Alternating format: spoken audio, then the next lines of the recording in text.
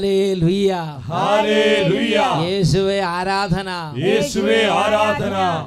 അഭിഷേകാഗ്നിയുടെ എല്ലാ പ്രേക്ഷകരെയും യേശു ക്രിസ്തുവിൻ്റെ ധന്യനാമത്തിൽ ഇന്നത്തെ ശുശ്രൂഷകളിലേക്ക് സ്വാഗതം ചെയ്യുകയാണ്.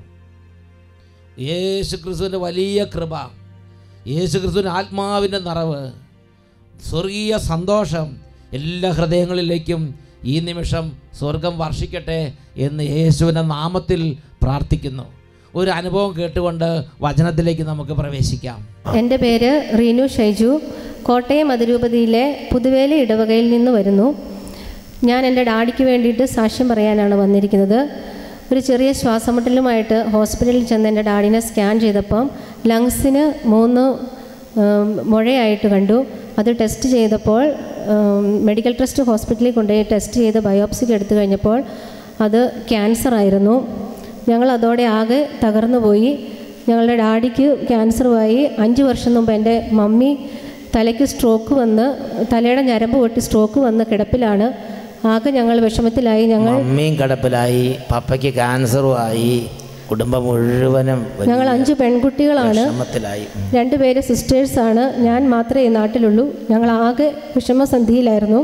ഞങ്ങൾ കണ്ണീരൊഴുക്കി വിശ്വാസത്തോടുകൂടി ഈശോയോട് പ്രാർത്ഥിച്ചു. സ്ഥിരമായിട്ട് എൻ്റെ മമ്മി അഭിഷേകാഗ്നിയുടെ സമയത്ത് പതുക്കെ 2 പേര് പിടിച്ചാൽ കട്ടിലെ പിടിച്ചിരുത്താം. സ്ഥിരമായിട്ട് ഞങ്ങൾ അഭിഷേകാഗ്നി കാണുന്നതായിരുന്നു. ഇതുപോലെ ഒരു ദിവസം ഡാഡിക്കും അസുഖമാണെന്നറിഞ്ഞു. ഞങ്ങളിങ്ങനെ അഭിഷേകാഗ്നി ടി വിയിൽ 8:30 കണ്ടുകൊണ്ടിരുന്നപ്പോൾ അഡോറേഷൻ്റെ സമയത്ത് ഞങ്ങളിങ്ങനെ ദൈവത്തെ സ്തുതിച്ചുകൊണ്ടിരിക്കുമായിരുന്നു. അതിൻ്റെ 2 ദിവസം മുമ്പായിരുന്നു ഞങ്ങളുടെ അടുത്തുള്ള വീട്ടിലെ ചേച്ചി അട്ടപ്പാടിയിൽ ധ്യാനത്തിന് വന്നിട്ട് ഇവിടുന്ന് പരിശുദ്ധ ജലം ഞങ്ങൾക്ക് കൊണ്ടുപോയി തന്നിട്ടുണ്ടായിരുന്നു. വെഞ്ചിരിച്ച വെള്ളം കൽക്കുരിശിൻ്റെ അവിടെ നിന്ന് ആനാമ്പള്ള തൊട്ടിയിൽ നിന്ന് വെഞ്ചിരിച്ച വെള്ളം കൊണ്ടുപോയിട്ട് ഇച്ചിരി വീട്ടിൽ കൊണ്ട് കൊടുത്തു. അന്നേരം ആശുപത്രിയിൽ പോകുന്ന ആ തിരക്കിൽ അന്നേരം ഞാൻ അത് കൊണ്ടുപോയി തന്നപ്പോൾ കൊടുത്തില്ലായിരുന്നു. അപ്പോൾ ഈ ധ്യാനത്തിൻ്റെ സമയത്ത് പെട്ടെന്ന് എൻ്റെ ഉള്ളിൽ അയ്യോ എന്തോ നമുക്ക് വെഞ്ചരിച്ച വെള്ളം എടുത്ത് കൊടുത്തു. എൻ്റെ മനസ്സിൽ ആരോ ഇങ്ങനെ പറയുന്ന പോലെ തോന്നി. ഞാൻ ഓടിച്ചെന്ന് വെഞ്ചരിച്ച വെള്ളം എടുത്തുകൊണ്ട് വന്ന് ഡാഡിയുടെ നെറ്റിയിൽ കുരിശ് വരച്ച് ഞങ്ങളെല്ലാവരും കൂടെ ഉച്ചത്തിൽ വിശ്വാസപ്രമാണം ചൊല്ലിക്കൊണ്ട് ഞങ്ങൾ ആ വെഞ്ചരിച്ച വെള്ളം ഡാഡിയുടെ വായിൽ ഒഴിച്ചു കൊടുത്തു. അത് കഴിഞ്ഞപ്പോൾ തൊട്ട് ഡാഡിക്ക് സൗണ്ടിന് ചെറിയ ഒരു പ്രശ്നം ഉണ്ടായിരുന്നു. സംസാരിക്കാൻ പറ്റുന്നില്ലായിരുന്നു, ലങ്സിന് ഈ മുഴയായേ. പിന്നെ ഇത് പ്രാർത്ഥന കഴിഞ്ഞ് ഞങ്ങൾ വർത്താനമൊക്കെ പറഞ്ഞപ്പോൾ തൊട്ട് ഡാഡിയുടെ സൗണ്ടിനൊരു വ്യത്യാസം പോലെ തോന്നി. ഞങ്ങൾ പറഞ്ഞു അയ്യോ ഡാഡിയുടെ സൗണ്ടിനൊരു മാറ്റമായല്ലോ. പിന്നീട് ഞങ്ങൾ രാജഗിരി ഹോസ്പിറ്റലിലായിരുന്നു ട്രീറ്റ്മെൻറ്റ്. അപ്പം ഡോക്ടർ സഞ്ജു ആയിരുന്നു ഡാഡിനെ ട്രീറ്റ്മെൻറ്റ് ചെയ്തുകൊണ്ടിരുന്നത്. അവിടെ ചെന്ന് ഒന്നും കൂടെ ബയോപ്സിക്ക് എടുത്ത് നോക്കണം എന്ന് പറഞ്ഞു. ഞങ്ങൾ പറഞ്ഞു ഞങ്ങൾക്കൊരു ഭയങ്കര ഒരു വിശ്വാസമാണ്, ഞങ്ങളുടെ ഡാഡിക്ക് എന്തോ സംഭവിച്ചിട്ടുണ്ട്, എന്തോ ഒരു മാറ്റം, ഞങ്ങൾ ഭയങ്കര വിശ്വാസത്തോടെ ഞങ്ങൾ പറഞ്ഞു. അപ്പോൾ ഡോക്ടർ പറഞ്ഞു ഓക്കെ ഞാനും ഒരു ക്രിസ്ത്യാനിയാണ്, എനിക്കും വിശ്വാസമുണ്ട്, നമുക്കെടുക്കാം. ബയോപ്സി എടുത്തു. ബയോപ്സിയുടെ റിസൾട്ട് വന്നപ്പോൾ നെഗറ്റീവ്, ക്യാൻസർ ഇല്ല. പക്ഷേ ക്യാൻസർ ഇല്ല.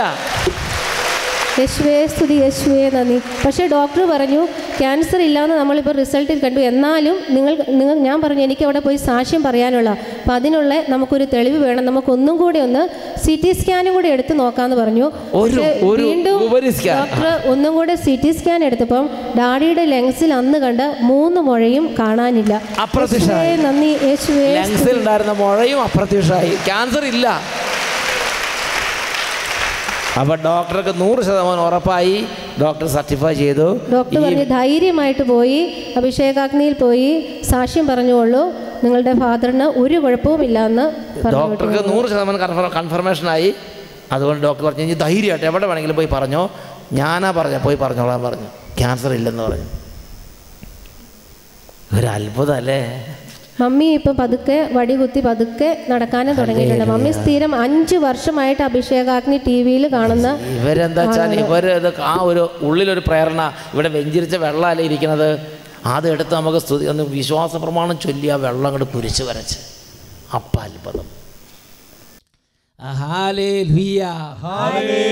പ്രിയപ്പെട്ട ദൈവമക്കളെ, എഴുന്നേറ്റ് നിന്ന് നമുക്ക് കുറച്ച് നേരം നമ്മുടെ കർത്താവിനെ ആരാധിക്കാം.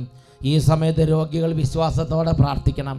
ഭവനത്തിൽ രോഗികളായ ദൈവമക്കളുണ്ടെങ്കിൽ അവരുടെ മേൽ യേശുവിൻ്റെ നാമത്തിൽ കൈകൾ വെച്ച് പ്രാർത്ഥിക്കണം.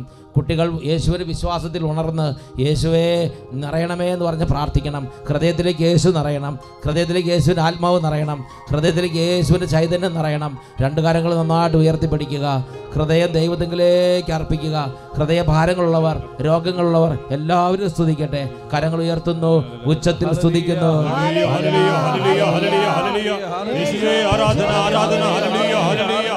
ഹോളി സ്പിരിറ്റ്, പരിശുദ്ധാത്മാവേ,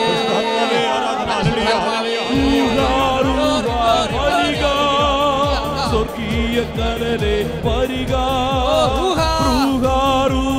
വരിക, സ്വർഗീയ കരലേ വരിക, വരിക, സ്വർഗീയ കരലേ വരിക, വരിക, സ്വർഗീയ കരലേ വരിക, സ്വർഗീയ കരലേ വരിക, സ്വർഗീയ കരലേ വരിക.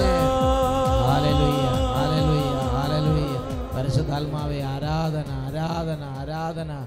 Hallelujah, hallelujah, hallelujah. Hallelujah. Hallelujah. Praise the Lord. Praise the Lord. സ്വസ്ഥാനങ്ങളിലേക്ക് നമുക്ക് ഇരിക്കാം. പ്രിയപ്പെട്ട ദൈവമക്കളെ, വിശുദ്ധ യോഹന്നാൻ്റെ സുവിശേഷം 12-ാം അധ്യായം 24-ാം തിരുലിഖിതം.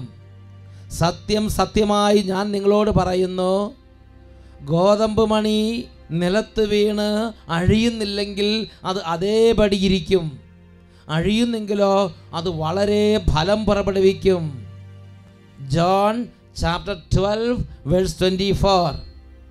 ഉച്ചത്തിൽ പറയാം, ഹല്ലേലൂയ, ഹല്ലേലൂയ. വചനം നമുക്ക് നേരിട്ട് പറയാം. ഗോതമ്പ് മണി നിലത്ത് വീണ് അഴിയുന്നില്ലെങ്കിൽ അത് അതേപടി ഇരിക്കും, അഴിയുന്നെങ്കിലോ വളരെ ഫലം പുറപ്പെടുവിക്കും.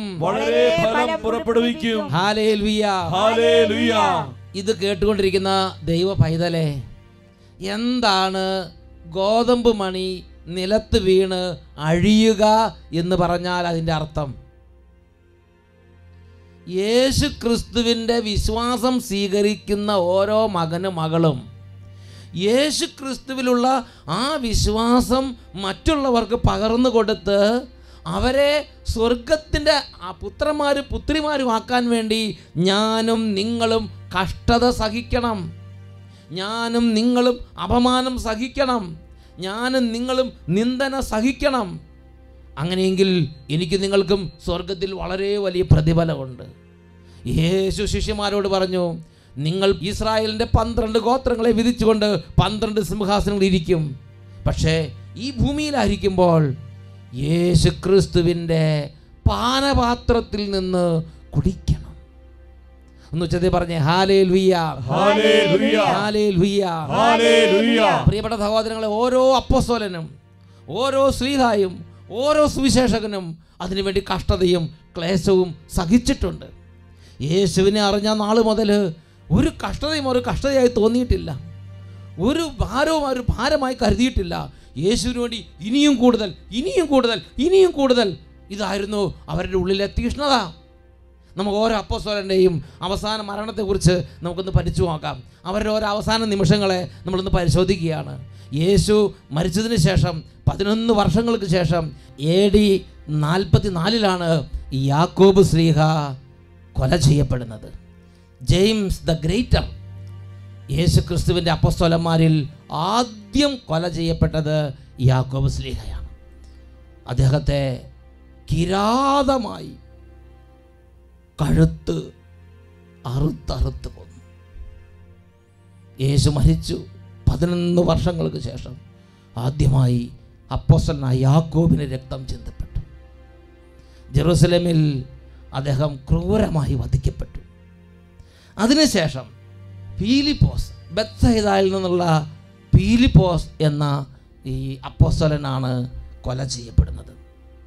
അദ്ദേഹത്തെ വളരെ നിഷ്ഠൂരമായി ശത്രുക്കൾ, ക്രൂരന്മാർ അദ്ദേഹത്തെ പീഡിപ്പിച്ചു. അദ്ദേഹത്തെ മർദ്ദിച്ച് അവശനാക്കി. അദ്ദേഹത്തെ ഈ കാണുന്നത് പോലെ വലിയ ഒരു കുരിശുമരത്തിൽ കെട്ടിത്തൂക്കി.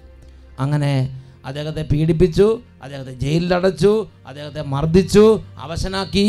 AD 54 അദ്ദേഹത്തെ ഇതുപോലെ കെട്ടിത്തൂക്കി കൊലപ്പെടുത്തി കളഞ്ഞു.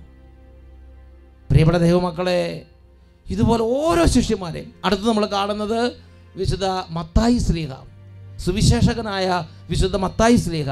മത്തായി ശ്ലീഹ ചുങ്കം പിരിച്ചുകൊണ്ടിരുന്നപ്പോഴാണ് യേശു വിളിച്ചത്. അദ്ദേഹം എല്ലാ സ്ഥലത്തും പോയി പ്രസംഗിച്ചു. പ്രത്യേകിച്ച് എത്യോപ്യയിൽ വെച്ച് അദ്ദേഹം സുവിശേഷം പ്രസംഗിച്ചുകൊണ്ടിരുന്നപ്പോൾ എത്യോപ്യയിൽ വെച്ച് അദ്ദേഹത്തെ അതിനിഷ്ഠൂരമായി മർദ്ദിച്ച് അദ്ദേഹത്തെ കൊല ചെയ്ത് എത്യോപ്യയിൽ AD 60 അദ്ദേഹം വധിക്കപ്പെട്ടു. ഒരു ഹാൽബേഡ്, ഒരു ഗദ കൊണ്ട് അദ്ദേഹം അടിച്ചു കൊല ചെയ്യപ്പെട്ടു. വീണ്ടും നമ്മൾ കാണുന്നത് ജെയിംസ് ദ ലെസ്, ചെറിയ യാക്കോബ്. യാക്കോബ് 2 ഉണ്ട്, അതിൽ ചെറിയ യാക്കോബ്. ചെറിയ യാക്കോബിനെ അവർ ദേവാലയത്തിൻ്റെ അഗ്രത്തിലേക്ക് കൊണ്ടുപോയി. യേശുവിനെ പ്രലോഭകൻ പ്രലോഭിപ്പിച്ച ആ ദേവാലയത്തിൻ്റെ അഗ്രത്തിൽ കൊണ്ടുവന്ന് അവിടുന്ന് അദ്ദേഹത്തെ താഴേക്ക് തള്ളിയിട്ടു. അദ്ദേഹം ഇത് മരിച്ചില്ല, ആ റോട്ടിൽ കൂടെ വലിച്ചഴച്ചു. അദ്ദേഹത്തെ കിരാതമായി മർദ്ദിച്ചു. അങ്ങനെ തല പൊട്ടി ബ്രെയിൻ പുറത്തു വന്ന് അദ്ദേഹം വളരെ നിഷ്ഠൂരമായി ജെറൂസലേമിൻ്റെ തെരുവുകളിൽ കൊല്ലപ്പെട്ടു. ചെറിയ യാക്കോബ്. അടുത്ത് നമ്മൾ കാണുന്നത് വിശുദ്ധ മത്തിയാസ്. യൂദാസ് കറിയോത്തയ്ക്ക് പകരം നറുക്കിട്ട് തിരഞ്ഞെടുക്കപ്പെട്ട ആളാണ് വിശുദ്ധ മത്തിയാസ്. അദ്ദേഹത്തിൻ്റെ ശത്രുക്കളാൽ ബന്ധിക്കപ്പെട്ടു. അദ്ദേഹം ഒരു കുരിശിൽ തറയ്ക്കപ്പെട്ടു. അതിനുശേഷം ചുവട്ടിൽ നിന്ന് വിരോധികളും അദ്ദേഹത്തെ എതിർത്തിരുന്ന ദുഷ്ടന്മാരും കല്ലെറിഞ്ഞ് അദ്ദേഹത്തെ അവശനാക്കി. അതിനുശേഷം അദ്ദേഹത്തെ കൊടാലി കൊണ്ട് അദ്ദേഹത്തെ വെട്ടിമുറിച്ച് കൊന്നുകളഞ്ഞു. വിശുദ്ധ മത്തിയാസ് തൻ്റെ രക്തം വീരോചിതമായി യേശുവിന് വേണ്ടി സമർപ്പിച്ചു. തുടർന്ന് നമ്മൾ കാണുന്നത് വിശുദ്ധ അന്ത്രയോസ് ശ്ലീഹായാണ്. വിശുദ്ധ അന്ത്രയോസ് ശ്ലീഹ ഗ്രീസിലുള്ള പാത്രാസ് എന്ന് പറഞ്ഞ സ്ഥലത്ത് സുവിശേഷം പ്രസംഗിച്ചുകൊണ്ടിരിക്കുമ്പോൾ പ്രിയപ്പെട്ട സഹോദരങ്ങളെ, അവിടെയുള്ള മതവിരോധികൾ അദ്ദേഹത്തെ പിടികൂടി. അദ്ദേഹത്തെ എക്സ് ഷേപ്പിലുള്ള ഒരു കുരിശുമരത്തിൽ കെട്ടിത്തൂക്കിയിട്ടു. കുരിശിൽ ആണി നിറച്ച് കൊല്ലുകയല്ല ചെയ്തത്, ഇഞ്ചിഞ്ചായി മരിക്കുന്നതിന് വേണ്ടി കൈയും കാലും കുരിശിൽ കെട്ടി 2 ദിവസം അദ്ദേഹത്തെ തൂക്കിയിട്ടു. അദ്ദേഹം ആ കുരിശിൽ എക്സ് ഷേപ്പിലുള്ള ആ കുരിശിൽ കടന്നുകൊണ്ട് 2 ദിവസം സുവിശേഷം പ്രസംഗിച്ചുകൊണ്ടിരുന്നു. He preached gospel 2 days until he died to the passers by. അതിലെ പാസ് ചെയ്തുകൊണ്ടിരുന്നവരോട് അദ്ദേഹം 2 ദിവസം സുവിശേഷം പ്രസംഗിച്ച് 2-ാം ദിവസം അദ്ദേഹം അവിടെ കിടന്ന് ദാരുണമായി മരിക്കുകയാണ്. തൻ്റെ ജീവൻ തൻ്റെ നാഥനോടുള്ള സ്നേഹത്തെ പ്രതി അദ്ദേഹം വീരോചിതമായി അർപ്പിക്കുകയാണ് വിശുദ്ധ അന്ത്രയോസ് ശ്ലീഹ. അടുത്തതായി നമ്മൾ കാണുന്നത് വിശുദ്ധ പത്രോസ് ശ്ലീഹയാണ്. AD 64 റോമിൽ വെച്ചാണ് വിശുദ്ധ പത്രോസ് ശ്ലീഹായുടെ ശിരച്ഛേദം. വിശുദ്ധ പത്രോസ് അപ്പസ്തോലൻ അദ്ദേഹം കർത്താവിൻ്റെ സാക്ഷ്യം വഹിച്ച് കർത്താവിന് വേണ്ടി ജീവൻ ത്യജിക്കാൻ വേണ്ടി പട്ടാളക്കാർ അദ്ദേഹത്തെ പിടിച്ചുകൊണ്ടുപോയി. അദ്ദേഹത്തെ ജയിലിൽ വെച്ച് പറഞ്ഞു, താങ്കൾ കുരിശു മരണത്തിലൂടെയാണ് മരിക്കാൻ പോകുന്നത്. ഉടനെ വിശുദ്ധ പത്രോസ് അപ്പസ്തോലൻ പറഞ്ഞു, അയ്യോ, എൻ്റെ ഗുരു അങ്ങനെയാണ് മരിച്ചത്. അങ്ങനെയുള്ള മരിക്കാനുള്ള യോഗ്യതയൊന്നും എനിക്കില്ല. ഞാനൊരു പാപിയാണ്. അതുകൊണ്ട് എന്നെ തല കീഴായി കുരിശ് തറച്ച് കൊല്ലാമോ എന്ന് ഒരു അഭ്യർത്ഥന അദ്ദേഹം വെക്കുകയാണ്. അങ്ങനെ പത്രോസ് ശ്ലീഹായെ അവർ തല കീഴായി കുരിശിൽ തറച്ച് വത്തിക്കാൻ കുന്നിൽ വെച്ച് കൊന്നുകളഞ്ഞു. പ്രിയപ്പെട്ട സഹോദരങ്ങളെ, നിഷ്ഠൂരമായ ക്രൂരമർദ്ദനവും അതിനുശേഷം ഒരു അറുംകൊലയും നടന്നു. നമ്മൾ തുടർന്ന് കാണുന്നത് ബർത്തലോമിയോ ഒരു പക്ഷേ ശിഷ്യന്മാരിൽ വളരെ വേദന സഹിച്ച ഒരു ശ്ലീഹായാണ് ബർത്തലോമിയോ. നിങ്ങൾ ഈ ചിത്രത്തിൽ കാണുന്നുണ്ടായിരിക്കും. മതവിരോധികൾ അദ്ദേഹത്തെ തൊലി പൊളിച്ചാണ് അദ്ദേഹത്തെ കൊല്ലുന്നത്. നഥാനിയേൽ എന്ന് വിളിക്കപ്പെടുന്ന വിശുദ്ധ ബർത്തലോമിയോ, അദ്ദേഹം ഇന്നത്തെ പ്രസന്റ് ടർക്കിയിലാണ് അന്ന് സുവിശേഷം പ്രസംഗിച്ചത്. അർമേനിയയിൽ വെച്ചിട്ടാണ് അദ്ദേഹം ബന്ധിക്കപ്പെടുന്നത്. അദ്ദേഹത്തെ ജീവനോടെ തൊലി പൊളിച്ചു. നമുക്ക് കാണുമ്പോൾ അറിയാം, ആ കാലിൽ നിന്ന് തൊലി പൊളിക്കുന്നു, അത് ആ കയ്യിൽ നിന്ന് വലിച്ചു പൊളിക്കുന്നു. പ്രിയപ്പെട്ട സഹോദരങ്ങളെ, നിഷ്ഠൂരമായി ജീവനോടെ അദ്ദേഹത്തിന് തൊലി പൊളിച്ചെടുത്തതിന് ശേഷം അദ്ദേഹത്തെ കുരിശിൽ തറച്ച് കൊല്ലുകയാണ്. ഐഡോളറ്റേഴ്സ് അദ്ദേഹത്തെ കുരിശിൽ തറച്ച് കൊന്നു. വിഗ്രഹാരാധികൾ, വലിയ വിഗ്രഹ ആരാധികളുടെ കൂട്ടത്തിലാണ് അദ്ദേഹം പോയി സുവിശേഷം പ്രസംഗിച്ചത്. വിഗ്രഹാരാധികൾ അദ്ദേഹത്തെ കുരിശിൽ തറച്ച്, തൊലി പൊളിച്ചിട്ട് ക്രൂരമായി വേദനിപ്പിച്ച് കുരിശിൽ തറച്ചിട്ട് കൊന്നുകളഞ്ഞു. വിശുദ്ധ ബർത്തലോമ്യു. അടുത്ത് നമ്മൾ കാണുന്നത് വിശുദ്ധ യൂദാസ്ലീഹയാണ്. വിശുദ്ധ യൂദാ തദേവൂസ്, വിശുദ്ധ യൂദാസ്ലീഹ. അദ്ദേഹം കർത്താവിൻ്റെ പ്രിയപ്പെട്ട ഒരു ദാസനാണ്. AD 72 എഡേസയിൽ വെച്ച് അദ്ദേഹം പീഡനങ്ങൾ സഹിച്ച് മരിക്കുകയാണ്. പേർഷ്യ, ഇന്നത്തെ ഇറാനിലാണ് വിശുദ്ധ യൂദാസ് തദേവൂസ് കൊല്ലപ്പെടുന്നത്. അദ്ദേഹത്തെ കുരിശിൽ തറച്ചതിന് ശേഷം അദ്ദേഹം മരിക്കാതെ വന്നപ്പോൾ അദ്ദേഹത്തെ അമ്പ് ചെയ്ത് കൊന്നു എന്ന് ചരിത്രകാരന്മാർ ചിലർ രേഖപ്പെടുത്തുന്നുണ്ട്. പ്രിയപ്പെട്ട സഹോദരങ്ങളെ, കഠിനമായ വേദനയിലൂടെയാണ് വിശുദ്ധ യൂദാസ്ലീഹായും തൻ്റെ ജീവൻ അർപ്പിച്ച് സുവിശേഷത്തിന് വേണ്ടി സാക്ഷ്യം വഹിച്ചത്. വീണ്ടും നമ്മൾ കാണുന്നത് അപ്പോസ്തലനായ തോമാസ്ലീഹായെയാണ്. തോമാസ്ലീഹ ഭാരതത്തിലേക്ക് വന്നു. ഭാരതത്തിൽ വെച്ച് AD 72 തോമാസ്ലീഹായെ കുന്തം കൊണ്ട് കുത്തി കൊന്നു എന്നാണ് ചരിത്രം രേഖപ്പെടുത്തുന്നത്. മദ്രാസിലുള്ള ചിന്നമല എന്ന സ്ഥലത്ത് മൈലാപ്പൂരിൽ വെച്ച് അദ്ദേഹത്തെ ശത്രുക്കൾ കുന്തം കൊണ്ട് കുത്തി കൊലപ്പെടുത്തി എന്ന് ചരിത്രത്തിൽ നമ്മൾ വായിക്കുന്നു. അടുത്തതായി നമ്മൾ കാണുന്നത് സൈമൺ ദ സെലറ്റ്, തീഷ്ണമതിയായ ശിമയോൻ. സൈമൺ ദ സെലറ്റ്, തീഷ്ണമതിയായ ശിമയോൻ. അദ്ദേഹം AD 74 കൊല ചെയ്യപ്പെടുന്നത്. അദ്ദേഹം ശുശ്രൂഷ ചെയ്തിരുന്നത് പേർഷ്യയിലാണ്. എന്ന് പറഞ്ഞാൽ ഇന്നത്തെ ഇറാനിൽ. അന്നത്തെ കാലത്ത് വളരെ ശക്തമായ തരത്തിൽ അദ്ദേഹം സാക്ഷ്യം വഹിച്ചു. AD 74 ഇറാനിൽ വെച്ച് അദ്ദേഹം ഇതുപോലെ നിഷ്ഠൂരമായി പീഡിപ്പിക്കപ്പെട്ടതിന് ശേഷം കുരിശിൽ തറയ്ക്കപ്പെട്ട് കൊല ചെയ്യപ്പെട്ടു. അദ്ദേഹത്തിൻ്റെ ജീവിതം ഒരു ബലിയായി അദ്ദേഹം സമർപ്പിച്ചു. Simon the Zealot. അതിനുശേഷം നമ്മൾ കാണുന്നത് വിശുദ്ധ യോഹന്നാൻ സ്ലീഹായാണ്. ഒരുപക്ഷെ ശിഷ്യന്മാരിൽ വയലൻ്റ് ഡെത്ത് ഇല്ലാതെ, വലിയ പീഡകളില്ലാതെ പ്രായമായി മരിച്ച ഏക ശിഷ്യൻ യോഹന്നാൻ സ്ലീഹ മാത്രമാണ്. പക്ഷെ അദ്ദേഹത്തെ മതവിരോധികൾ വെറുതെ വിട്ടില്ല. റോമിൽ വെച്ച് യോഹന്നാൻ സ്ലീഹായെ അവർ പിടികൂടി. യോഹന്നാൻ സ്ലീഹായെ തിളയ്ക്കുന്ന ഒരു എണ്ണയ്ക്കകത്തേക്ക് എടുത്തിട്ടു. തിളയ്ക്കുന്ന എണ്ണപാത്രത്തിൽ യോഹന്നാൻ സ്ലീഹായിട്ട് അവർ തീ കത്തിച്ചു, എണ്ണ തിളപ്പിച്ചു. പക്ഷേ പ്രിയപ്പെട്ട സഹോദരങ്ങളെ, കർത്താവിൻ്റെ ഒരു പ്രത്യേക അനുഗ്രഹം കൊണ്ടാണെന്ന് ഞാൻ വിചാരിക്കുന്നു. അദ്ദേഹം മിറാക്കുലസായി, ഒരു ഇഞ്ചുറിയും കൂടാതെ ദൈവം അദ്ദേഹത്തെ അത്ഭുതകരമായി രക്ഷപ്പെടുത്തി. പിന്നെ അവർ പ്രിസൺ ഐലൻഡായ പാത്മോസിലെ ഖനികളിൽ ജോലി ചെയ്യാൻ പാത്മോസ് ദ്വീപിലേക്ക് യോഹന്നാൻ സ്ലീഹായെ നാട് കടത്തി. അദ്ദേഹം മാത്രമാണ് വാർദ്ധക്യം വരെ ജീവിച്ച് മരിച്ച ഏക അപ്പസ്തോലൻ. വിശുദ്ധ യോഹന്നാൻ സ്ലീഹ മാത്രമാണ്. അദ്ദേഹം പാത്മോസ് ദ്വീപിൽ വെച്ചിട്ടാണ് വെളിപാടിൻ്റെ ഗ്രന്ഥം എഴുതുന്നതും വെളിപാട് ലഭിക്കുന്നതും എല്ലാം പാത്മോസ് ദ്വീപിൽ വെച്ചിട്ടാണ്. എന്നുവെച്ചതിൽ പറഞ്ഞേ ഹല്ലേലൂയ, ഹല്ലേലൂയ, ഹല്ലേലൂയ, ഹല്ലേലൂയ. തുടർന്ന് നമ്മൾ ശ്രദ്ധിക്കുന്നത് വിശുദ്ധ മർക്കോസ് സ്ലീഹായെയാണ്. വിശുദ്ധ മർക്കോസ് സ്ലീഹ ഈജിപ്തിലാണ് സുവിശേഷം പ്രസംഗിച്ചത്. ഈജിപ്തിലെ അലക്സാണ്ട്രിയ എന്ന പ്രദേശത്ത് വെച്ച് അദ്ദേഹം മതവിരോധികളുടെ കൈകളിൽ അകപ്പെട്ടു. അദ്ദേഹത്തെ ക്രൂരമായി മർദ്ദിച്ചു. ആ അലക്സാണ്ട്രിയൻ തെരുവിലൂടെ അദ്ദേഹത്തെ വലിച്ചഴിച്ചു. ഈ ചിത്രം നിങ്ങൾ കാണുന്നു നോക്കുക. 4 കുതിരകളെ അദ്ദേഹത്തിൻ്റെ കയ്യിലും കാലിലും 4 കുതിരകളെ കെട്ടി പട്ടാളം അദ്ദേഹത്തെ 4 ഭാഗത്തേക്ക് കുതിരകളെ ഓടിച്ച് അദ്ദേഹത്തെ പിച്ചി ചീന്തി അലക്സാണ്ട്രിയൻ തെരുവിലിട്ട് കൊലപ്പെടുത്തി കളഞ്ഞു. ഇങ്ങനെയാണ് സുവിശേഷകനായ വിശുദ്ധ മർക്കോസ് സ്ലീഹ കൊല ചെയ്യപ്പെടുന്നത്. വീണ്ടും നമ്മൾ കാണുന്നത് പ്രിയപ്പെട്ട സഹോദരങ്ങളെ, വിശുദ്ധ ലൂക്കാ സ്ലീഹ, സുവിശേഷകനായ വിശുദ്ധ ലൂക്ക. അദ്ദേഹം ഗ്രീസിലാണ് സുവിശേഷം പ്രസംഗിച്ചുകൊണ്ടിരുന്നത്. ഗ്രീസിൽ അദ്ദേഹം സുവിശേഷം പ്രസംഗിക്കുമ്പോൾ അദ്ദേഹത്തെ മതവിരോധികൾ ഒരു ഒലിവ് മരത്തിൻ്റെ ചുവട്ടിൽ അദ്ദേഹത്തെ കൊലപ്പെടുത്തി.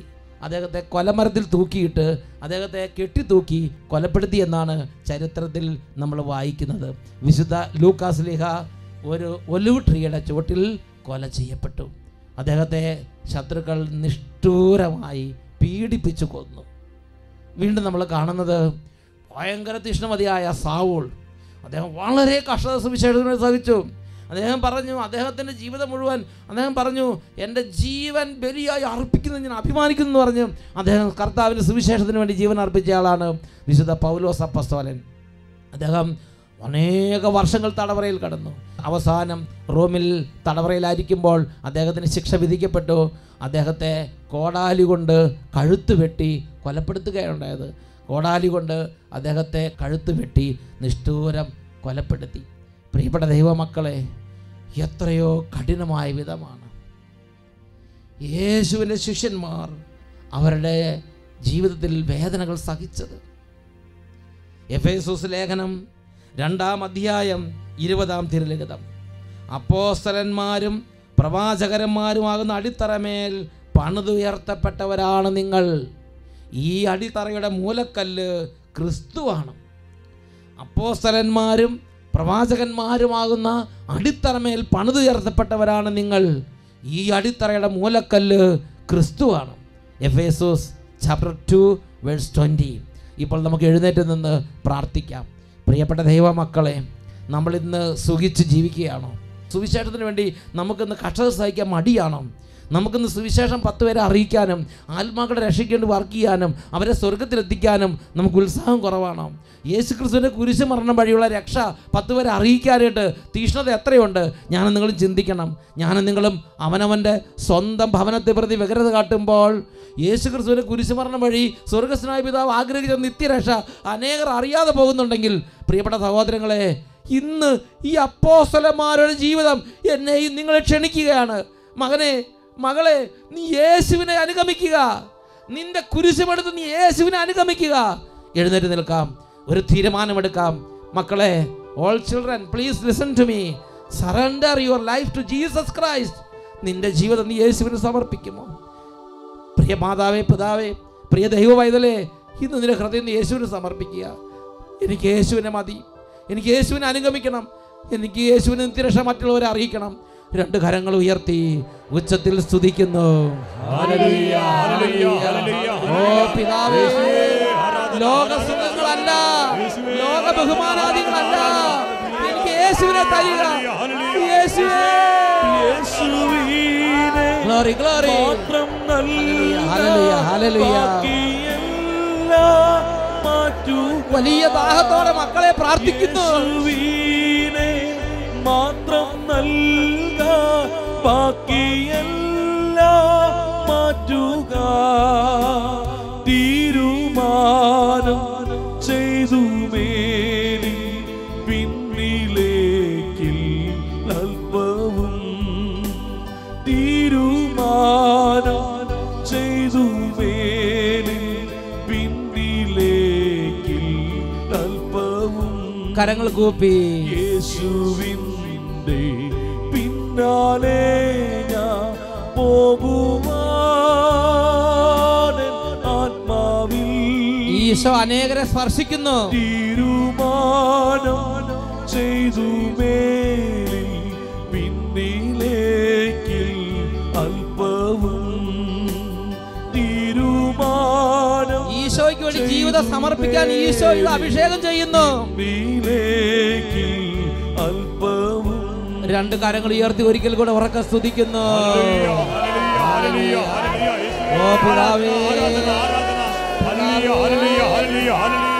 ലോകത്തെ എന്റെ പിന്നിൽ എറിഞ്ഞു കളഞ്ഞ് എന്റെ കർത്താവിനെ അനുഗമിക്കാൻ ഞാനിത് ആഗ്രഹിക്കുന്നു. Jesus, I want to follow you. I surrender myself to you.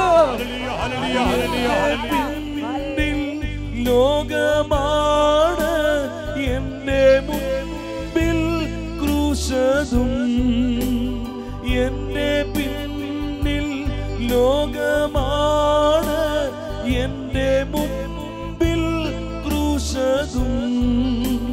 തീരുമാനം പിതാവേ, പിന്നിലേക്കിൽ അല്പവും.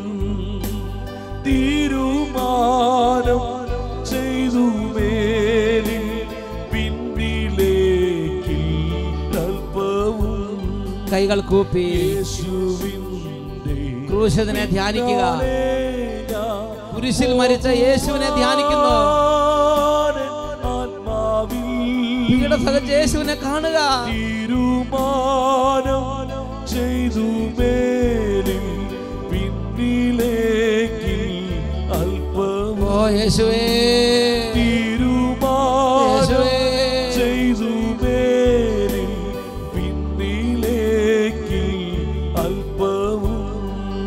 കരങ്ങൾ ഒരിക്കൽ കൂടെ ഉയർത്തുകയാണ്.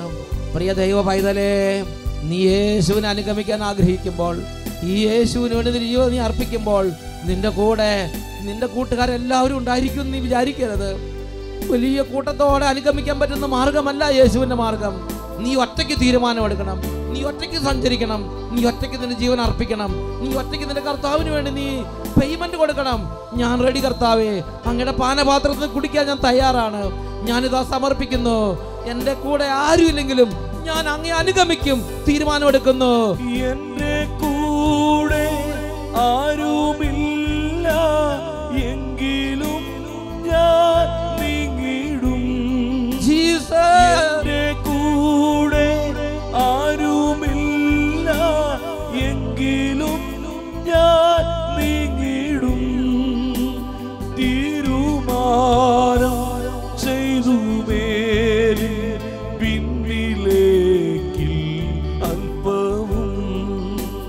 തീരുമാനം ചെയ്തു മേലിൽ പിന്നിലേക്ക് അല്പവും. സുവിശേഷത്തിന് സമർപ്പിച്ച് കൈകൾ കൂപ്പി യേശുവിന് സമർപ്പണം ചെയ്ത്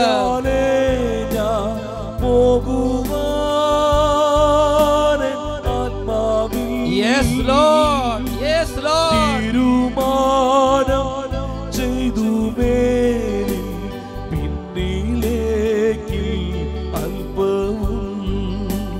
തീരുമാനം ചെയ്തു മേലിൽ പിന്നിലേക്ക് അല്പവും. പിന്നിലേക്ക് അല്പവും. Hallelujah, hallelujah, hallelujah. ഈശോ അനേകരെ അഭിഷേകം ചെയ്യുന്നുണ്ട്. സ്പർശിക്കണമേ. Hallelujah, hallelujah, hallelujah, hallelujah. ഇപ്പോഴും എപ്പോഴും എന്നേക്കും ആമേൻ. ആമേൻ. ആമേൻ.